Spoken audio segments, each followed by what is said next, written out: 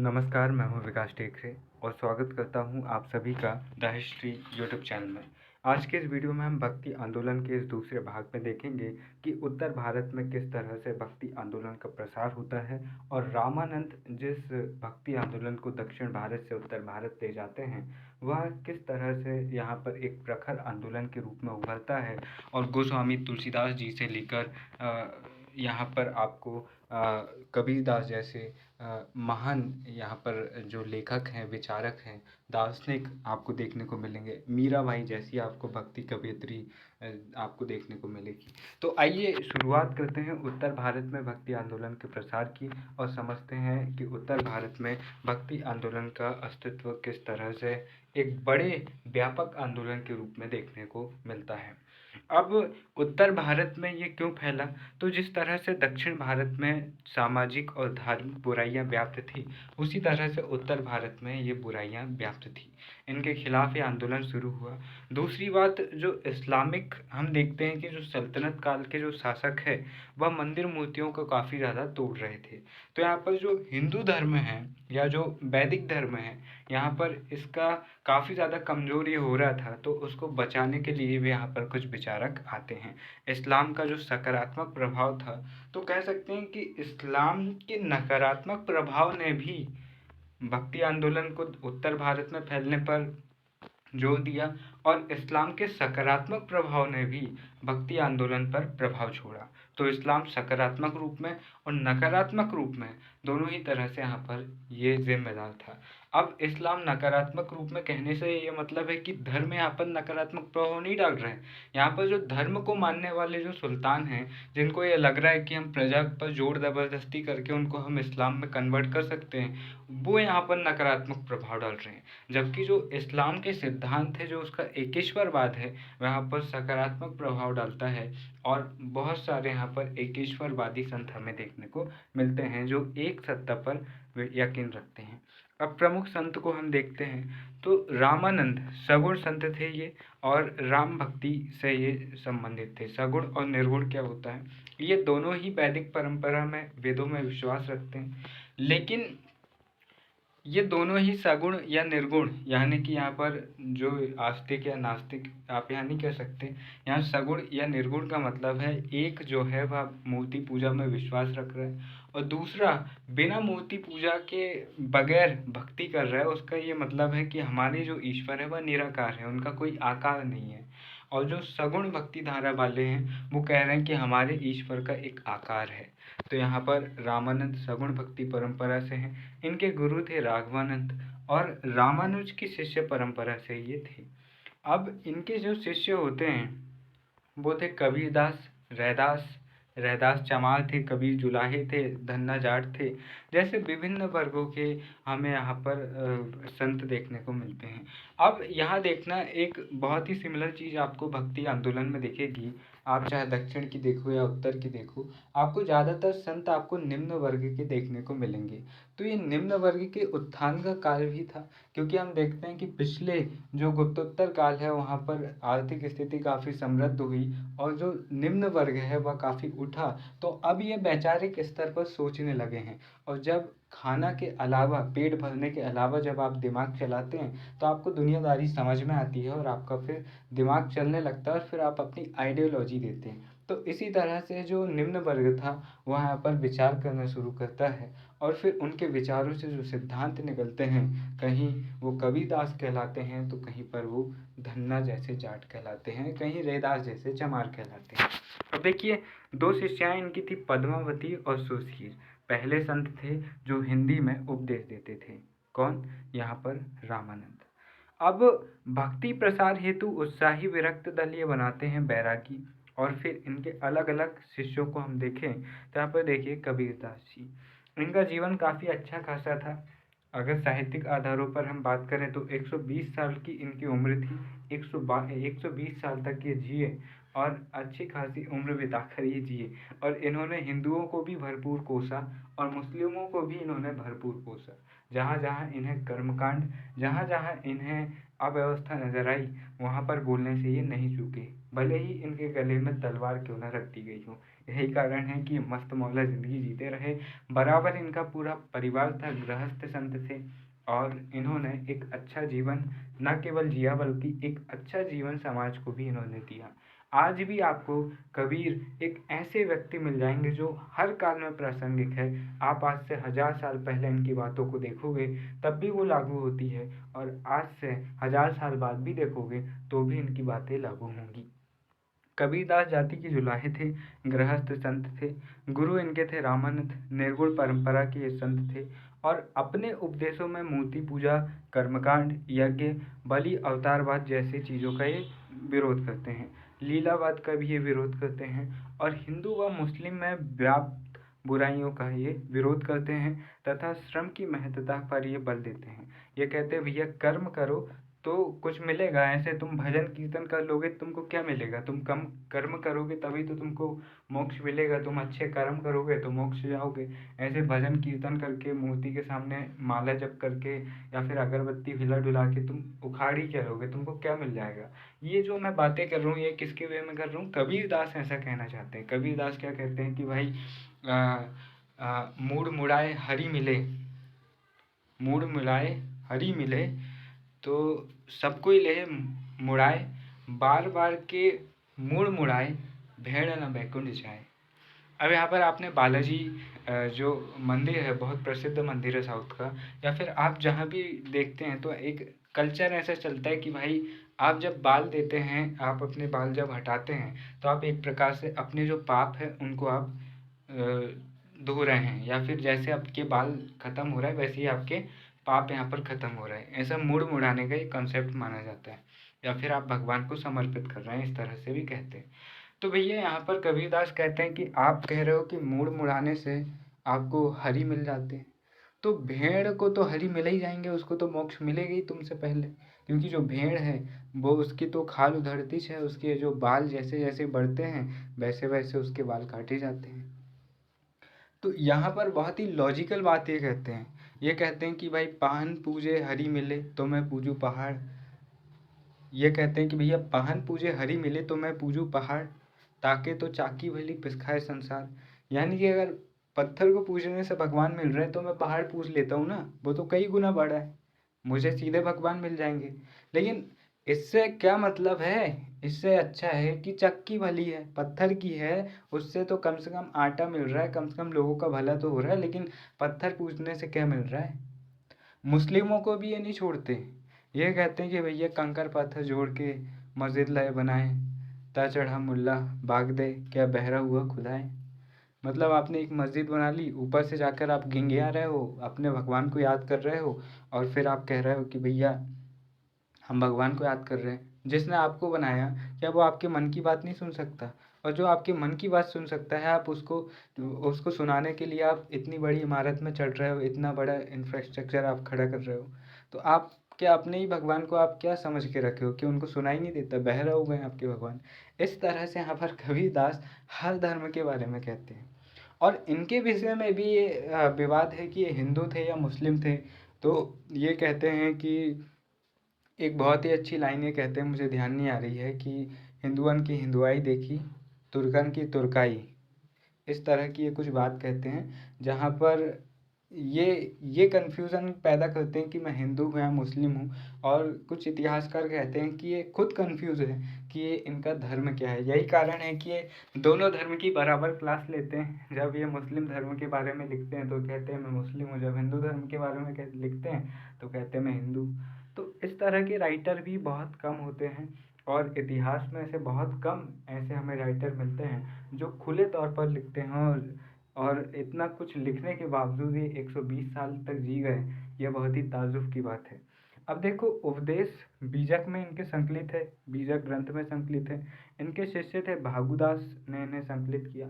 दोहा, शबद, होली, रेखताल, उलट बांसी, ये सब इनके ग्रंथ के हिस्से हैं। अब आगे आते हैं रैदास। रैदास जाति से चमार थे और रामानंद के शिष्य थे।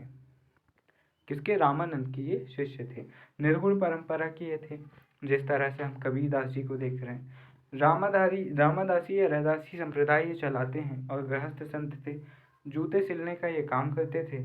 और कबीर को यहाँ पर ध्यान रखना है, यहाँ पर हम राम रैदास की जगह पर हम यहाँ इनकी बात कर रहे हैं। कबीर दास जी को संतों का संत कहा जाता है, क्योंकि वह काफ़ी अलग लेवल की वो बात करते हैं। मीरा के गुरु थे कौन? रैदास जी। और रैदास जी के गुरु कौन थे? रामानंद जी। अब यहाँ पर ये कथन देते हैं कि भाई मन चंगा तो कठौती में गंगा, जैसा बहुत प्रचलित इनका मुहावरा है कि मन चंगा तो कठौती में गंगा। ये बार बार गंगा में डुबकी लगाने का क्या है? तुम अपने पाप धोने के चक्कर में गंगा नदी को आप गंदा कर दे रहे हो। अगर आपका मन साफ है, आपके कर्म साफ है, तो फिर क्या गंगा? फिर आप तो वैसे ही पवित्र हो। इस तरह की बात ये करते हैं। कर्म एवं चरित्र की शुद्धता पर ये बल देते हैं। और अगले संत जो आते हैं वो रहते हैं दादू दयाल।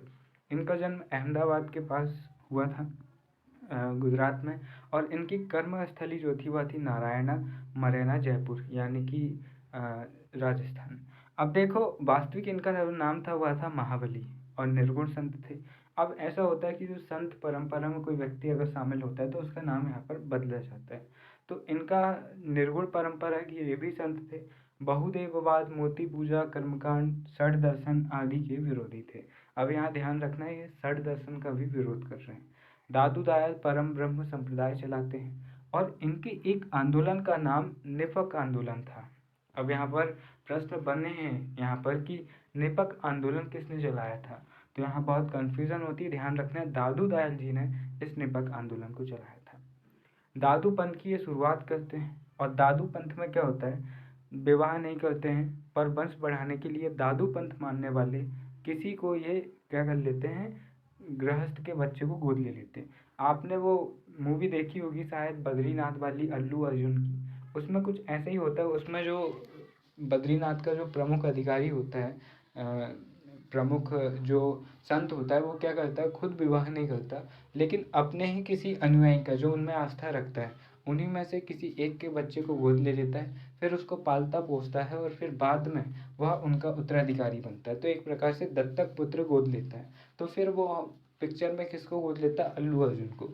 लेकिन अल्लू अर्जुन यहाँ पर घर बसाने की ख्वाहिश में लग जाते हैं। तो खैर वो तो मूवी की बात है।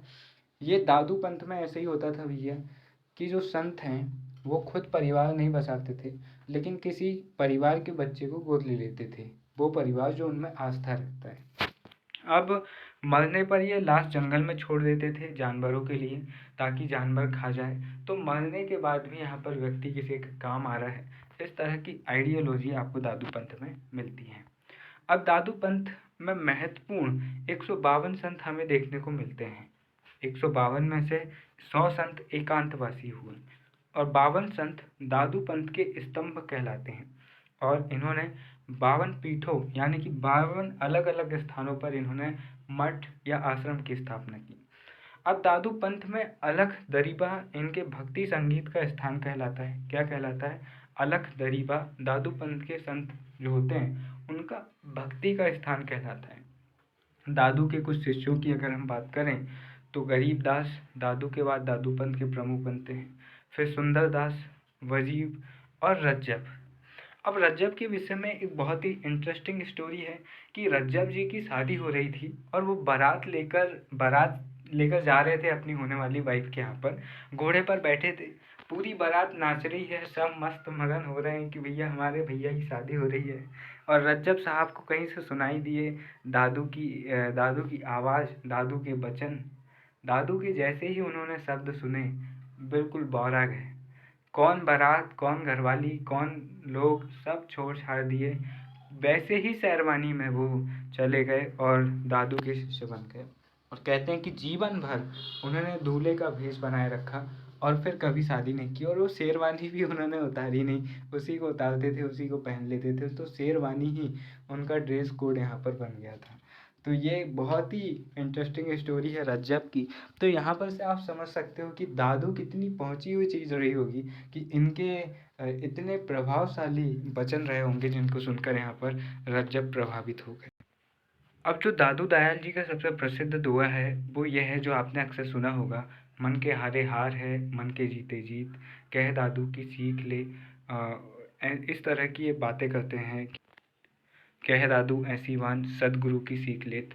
तो आपने अक्सर ये लाइन सुनी होगी कि भैया मन के हारे हार है, मन के जीते जीत। अगर आप मन से जीत गए, अगर आपके मन में ये कॉन्फिडेंस है कि आप कर लेंगे, तो आप सच में ये संभावनाएं बढ़ जाती हैं कि आप कर लेंगे।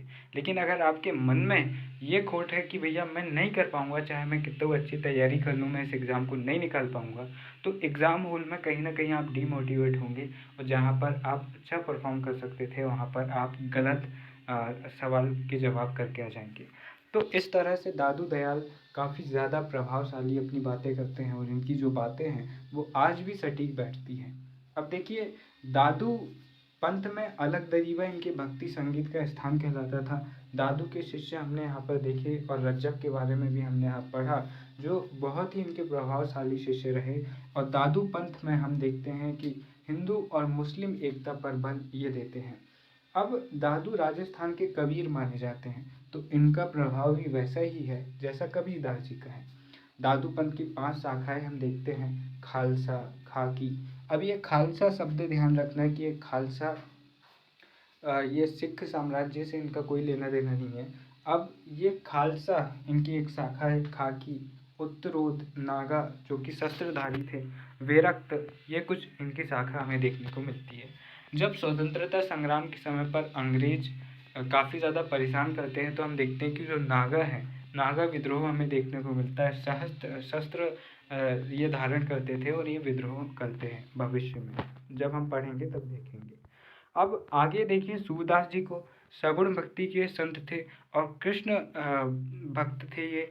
आपने सुनी होगी कि मैया मोने माखन मैं नहीं खायो, इस तरह की बहुत ही प्यारी प्यारी लाइन। और भगवान कृष्ण जी को अगर उनके बाल रूप को अगर प्रसिद्ध करने वाला कोई व्यक्ति, शुरुआती व्यक्ति सबसे प्रसिद्ध है, तो वह है सूरदास जी। कृष्ण भक्त थे ये, और जहांगीर द्वारा इन्हें संरक्षण दिया गया था। ये बहुत ही इंटरेस्टिंग बात है, ये ध्यान रखना कि जो मुगल सम्राट है जहांगीर, वो इन्हें संरक्षण देते हैं। अब इनके जो ग्रंथ है वह सूरसागर, सूरसारावली, साहित्य लहरी, ये इनके ब्रज भाषा में लिखे गए ग्रंथ हैं। इन्हें अष्टछाप के संतों में शामिल किया गया है, और इन्हें पुष्टि मार्ग का जहाज भी कहा जाता है।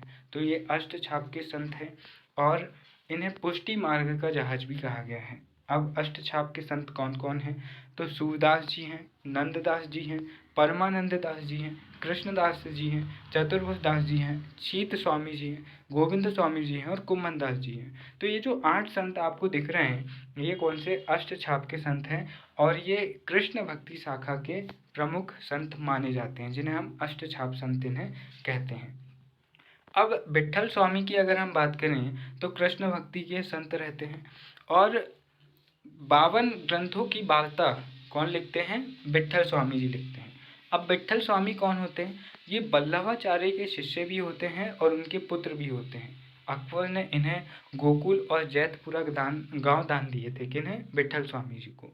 और यही विट्ठल स्वामी अष्टछाप की स्थापना करते हैं, और इस अष्टछाप में कृष्ण भक्ति से जुड़े 8 प्रमुख संत हम देखते हैं, सूरदास, नंददास, परमानंद दास, कृष्णदास, चतुर्भुज दास, शीत स्वामी, गोविंद स्वामी और कुम्भन दास जैसे हम प्रमुख 8 भक्ति संत देखते हैं। और इन 8 की रचनाएं किसको समर्पित हैं? तो भगवान श्री कृष्ण को इनकी रचनाएं समर्पित हैं।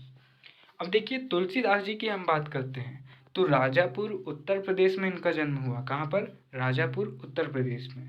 अकबर के ये समकालीन थे, और अकबर के दरबार में इन्होंने हनुमान चालीसा की रचना की। अब इसके पीछे भी एक इंटरेस्टिंग स्टोरी है। कहते हैं कि अकबर इन्हें बार बार बुला रहे थे, लेकिन ये जा नहीं रहे थे। तो एक बार अकबर ने ज़बरदस्ती इन्हें बुलवा लिया। तो कहते हैं कि बहुत सारे बंदर यहाँ पर आ गए थे अकबर के महल में, और बहुत ज़्यादा अफरा तफरी मचाने लगे थे। तो यहाँ पर फिर बाद में अपने अधिकारियों की सलाह पर अकबर इनसे माफ़ी मांगते हैं, और इन्हें फिर वापस जाने देते हैं। तो कहते हैं कि इसी घटना के बाद जो तुलसीदास जी रहते हैं, वह अकबर के दरबार में हनुमान चालीसा की रचना करते हैं। तो यहाँ पर ये एक माइथोलॉजी जैसी चीज़ें यहाँ पर देख सकते हैं, इसकी ज़्यादा हिस्टोरिकल एविडेंस हमें नहीं मिलते हैं। अब देखिए, राम भक्ति के संत थे। अवधी भाषा में रामचरितमानस इन्होंने लिखी, और क्या लिखा, जो वाल्मीकि जी का जो रामायण था उसको आधार बनाकर इन्होंने लिखा, लेकिन इस तरह से इन्होंने लिखा अवधी भाषा में कि भगवान राम घर घर के राम बन गए। अब देखिए, विनय पत्रिका इन्होंने लिखी, पार्वती परिणय लिखी, कविता भली जानकी मंगल, कविता भली जानकी मंगल, गीता भली, बरवे रामायण, दोहा भली जैसे प्रमुख ग्रंथ इन्होंने लिखे। किसने? तुलसीदास जी ने। यही कारण है कि गोस्वामी तुलसीदास जी कहते हैं ये प्रमुख भक्ति संतों में से एक है, सगुण भक्ति धारा के संत है। और सबसे महत्वपूर्ण बात ये ध्यान रखना कि रामचरितमानस किस भाषा में लिख रहे हैं? अवधी भाषा में लिख रहे हैं। अब अगले जो लेखिका हैं या फिर जो अगली कवयित्री हैं, जो अगली संत है, महिला संत है, वो हैं मीराबाई। इनका जो जन्म हुआ था वह हुआ था कुड़की ग्राम मेड़ता, नागौर में इनका जन्म हुआ था। बचपन का इनका नाम था पेमल। बाल्यकाल से ही ये भगवान श्री कृष्ण को अपना सब कुछ मानती थी, ये भगवान श्री कृष्ण को अपना पति मानती थी और एक प्रेमी के रूप में, एक पति के रूप में भगवान श्री कृष्ण की भक्ति को प्रसिद्ध करती है मीराबाई। इनका विवाह होता है राणा सांगा के पुत्र भोजराज से और भक्ति हेतु ये वृंदावन द्वारका जैसे क्षेत्र जाती है और ब्रज भाषा और राजस्थानी में इनकी रचनाएं मिलती है। कहते हैं कि इन्हें विष का प्याला पिलाया गया, तो ये इन्हें कुछ नहीं हुआ, क्योंकि कहते हैं कि भगवान श्री कृष्ण का प्रभाव इनके ऊपर आ चुका था। जीव स्वामी इनके गुरु थे और रैदास भी इनके गुरु थे। तो जीव स्वामी इनके वृंदावन में गुरु बनते हैं और फिर द्वारका क्षेत्र में इनके रैदास गुरु बनते हैं, ये ध्यान रखना। अब द्वारका जो कि गुजरात में है, कृष्ण की मूर्ति में यहाँ पर ये लीन हो जाती है। ऐसा माना जाता है कि भगवान श्री कृष्ण की मूर्ति सामने रखी हुई थी और ये भक्ति कर रही थी और ये फिर उसी में लीन हो गई। हालांकि ये केवल कथाएं हम कह सकते हैं, इनका जो इनकी मृत्यु या इनका आगे क्या हुआ इसके बारे में हमें कोई ऐतिहासिक जानकारी हमें नहीं मिलती है।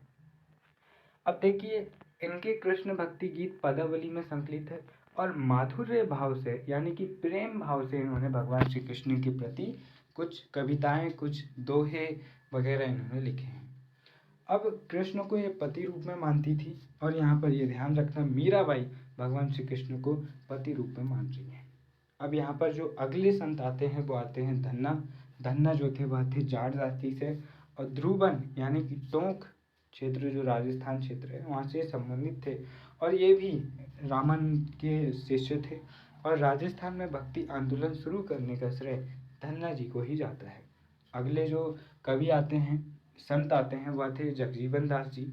ये मेवात क्षेत्र के थे और निर्गुण रहते हुए इन्होंने कृष्ण भक्ति की और सतनामी संप्रदाय जो कि निम्न जातियों के कृषक लोगों का समुदाय था, वहाँ पर ये सतनामी संप्रदाय की स्थापना ही करते हैं। तो हम आगे चलकर सतनामी विद्रोह भी देखते हैं जो एक प्रमुख विद्रोह होता है। अब कबीर की शिष्य परंपरा से ये थे जगजीवन दास जी और सतनामी संप्रदाय ये चलाते हैं। औरंगजेब के समय पर यही सतनामी संप्रदाय सतनामी विद्रोह करता है। अगले देखिए चैतन्य महाप्रभु। तो चैतन्य महाप्रभु की तो बात ही क्या, ये नादिया बंगाल वेस्ट बंगाल क्षेत्र के थे और कहते हैं कि ये इतने ज़्यादा भक्ति में लीन हो जाते थे भगवान कृष्ण की कि भजन गाते गाते भगवान श्री कृष्ण का एक बार नाम लिया और ये बेहोश हो जाते थे, फिर एक बार नाम लिया ये बेहोश हो जाते थे।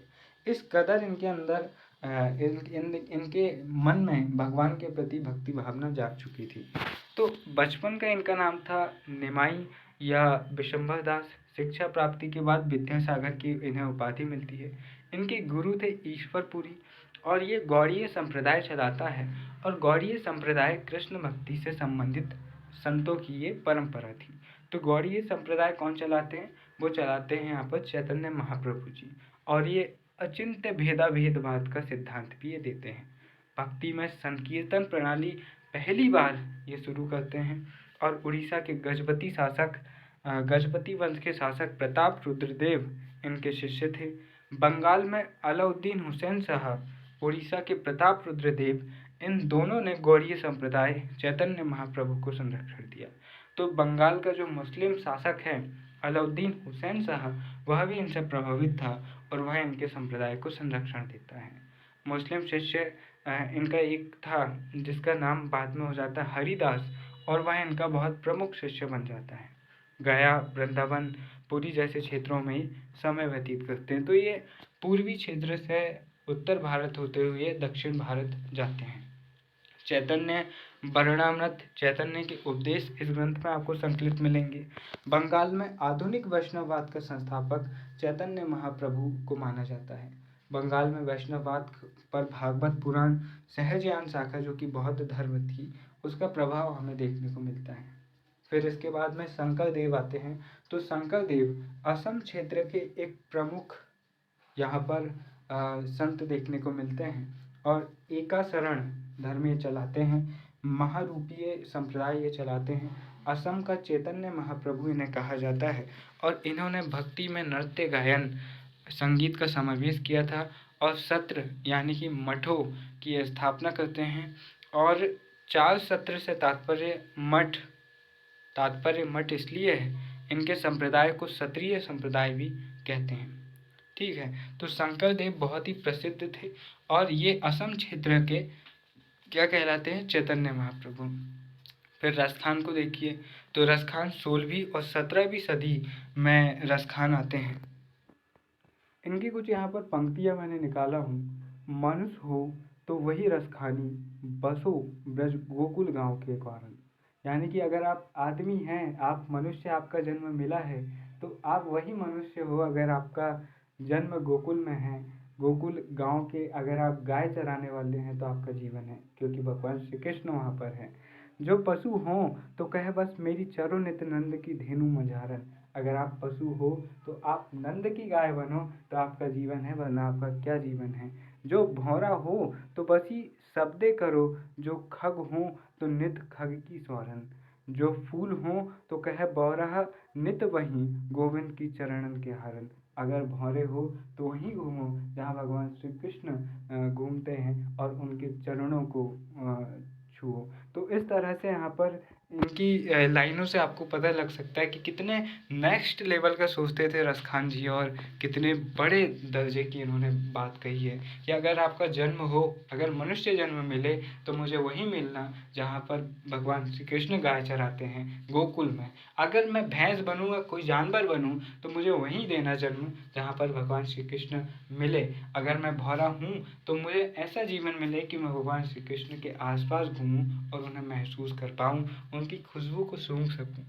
अब रसखान 16वीं और 17वीं शताब्दी के संत रहे और इनकी रचना रस पंचाध्यायी है। विट्ठल स्वामी से इनका संपर्क था और कृष्ण की बाल लीलाओं का ये वर्णन करते हैं।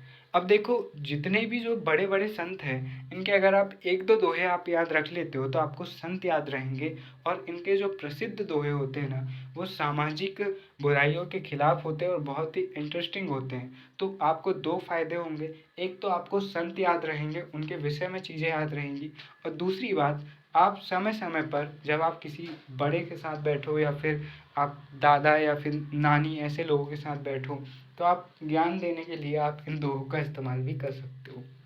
हालांकि उनका ज्ञान आपसे कहीं ज़्यादा होता है जो बड़े रहते हैं, लेकिन फिर भी आपका एक पॉजिटिव इफेक्ट यहाँ पर पड़ता है। अब देखो, महाराष्ट्र धर्म की यहाँ बात करते हैं तो भागवत पुराण प्लस शैवनाथ पंथ का प्रभाव यहाँ देखने को मिलता है और यहाँ इनकी जो स्थापना है इसका श्रेय गोविंद प्रभु को मिलता है और प्रसार का श्रेय मिलता है चक्रधर जी को। तो स्थापना तो की है गोविंद प्रभु जी ने, लेकिन इसे सबसे ज़्यादा फैलाने का काम किया चक्रधर जी ने। और महाराष्ट्र क्षेत्र में महाराष्ट्र धर्म हमें देखने को मिलता है। तो महाराष्ट्र क्षेत्र में भी वही आडंबर, जाति प्रथा जैसी समस्याओं के खिलाफ ये होता है। यहाँ पर भी जो ज़्यादातर संत होते हैं वह नीची जाति के हमें देखने को मिलते हैं। महानुभाव पंथ केंद्र जो पंढरपुर महाराष्ट्र में हमें विठोबा का मंदिर मिलता है, वो इनका केंद्र होता है। कृष्ण के अवतार विट्ठलनाथ को महाराष्ट्र में विठोबा कहा जाता है। ठीक है, तो ये विठोबा कौन है? तो भगवान श्री कृष्ण का ही एक रूप है। अब महाराष्ट्र धर्म के अन्य संतों को हम देखते हैं। ज्ञानदेव जी, ज्ञानदेव 13वीं सदी में हुए। भगवत गीता पर इन्होंने भाष्य ज्ञानेश्वरी लिखा और इनका जो ग्रंथ था वह था अमृतानुभाव और चंगदेव प्रशस्ति। ये इनके प्रमुख ग्रंथ थे 2। अब देखिए, नामदेव जी की बात करें तो पेशे से ये दर्जी थे और डाकू भी थे और बाद में संत बन गए। तो इनकी परिस्थिति, इनके जीवन को भी देखिए कि ये पहले दर्जी थे, फिर डाकू बन गए और फिर बाद में संत बन गए। सूफी संतों से इनका संपर्क अच्छा खासा था। उत्तर व दक्षिण भारत के संतों के बीच की कड़ी नामदेव जी को माना जाता है। इन्हें उत्तर व दक्षिण भारत के भक्ति आंदोलन की योजक कड़ी कहा जाता है कि दोनों आंदोलन को जोड़ने का काम कौन कर रहा है? नामदेव जी यहाँ पर कर रहे हैं। अब देखिए इनके कुछ गीत गुरु ग्रंथ साहिब में भी हमें संकलित मिलते हैं और ये काफ़ी प्रसिद्ध और काफ़ी प्रभावशाली बात करते हैं। और इनका एक प्रसिद्ध कथन है कि यदि पत्थर में भगवान है तो एक पत्थर को पूजा जाता है और दूसरे पत्थर को पैरों तले क्यों रौंदा जाता है। तो इस काल के जितने भी संत आपको मिलेंगे ना, वो इस तरह की लॉजिकल बातें करते हैं कि अगर आप सुन लोगे तो आप खुद बोलोगे कि भाई ऐसा क्यों, आपके दिमाग की नसें फट के हाथ में आ जाएगी कि भाई ऐसा क्यों। अब देखो इनने कितनी बड़ी बात कही कि भाई एक पत्थर को आप भगवान मान रहे हो और आप ये मान रहे हो कि पत्थर में अगर भगवान है तो आप दूसरे पत्थर को पैरों के तले क्यों रौंद रहे हो, आपको नहीं रोना चाहिए। इस तरह की बातें ये करते हैं। एकनाथ जी की बात करें तो महाराष्ट्र धर्म से संबंधित ये संत रहे हैं। बरकड़ी या बरकरी संप्रदाय से ये संबंधित रहे और अभंग में इनकी रचनाएं हमें मिलती हैं। फिर देखिए तुकाराम जी शिवाजी के समकालीन थे, गृहस्थ संत थे, बरकड़ी संप्रदाय से संबंधित थे और इनकी भी रचनाएं हमें अभंग में मिलती हैं। अगले संत थे समर्थ गुरु रामदास जी। इनका शिवाजी छत्रपति शिवाजी महाराज पर इनका काफ़ी प्रभाव था और ये उनके आध्यात्मिक गुरु भी थे। और इन्होंने महाराष्ट्र जो मराठा साम्राज्य है उसकी स्थापना में भी इनका एक महत्वपूर्ण रोल था। धरकड़ी संप्रदाय से ये जुड़े रचनाएं यहाँ पर दासबोध या आनंद भुवन, यहाँ पर इनकी दो रचनाएं मिलती है, दासबोध और आनंद भुवन। महाराष्ट्र धर्म को ये राजनीतिक आधार प्रदान करते हैं और इन्हीं के उपदेशों से प्रभावित होकर बहुत सारे युवा छत्रपति शिवाजी महाराज की सेना में शामिल होते हैं और कह सकते हैं कि मराठा साम्राज्य की स्थापना में जो धार्मिक कारण रहा उसके पीछे संत गुरु समर्थ रामदास जी का काफ़ी योगदान था। अब नरसिंह मेहता को देखिए तो आपने अक्सर महात्मा गांधी को जब भी लोग याद करते हैं तो वो कुछ लाइनें बैकग्राउंड में बजती रहती है, वैष्णव जन के तेरे कहिए पीर पढ़ाई जानी रे। तो ये जो प्रसिद्ध भजन है जो कि महात्मा गांधी का बहुत ही ज़्यादा प्रसिद्ध था और 2 अक्टूबर को आप अक्सर इसे सुनते होंगे कि वैष्णव जन ते तेरे कहिए पीर पढ़ाई जानी रे। तो ये जो लाइन है, ये जो पूरा भजन है, ये नरसिंह मेहता जी ने लिखा है और ये कृष्ण भक्ति के संत थे और कृष्ण राधा की भक्ति में लगभग 1 लाख पदों की इन्होंने रचना की।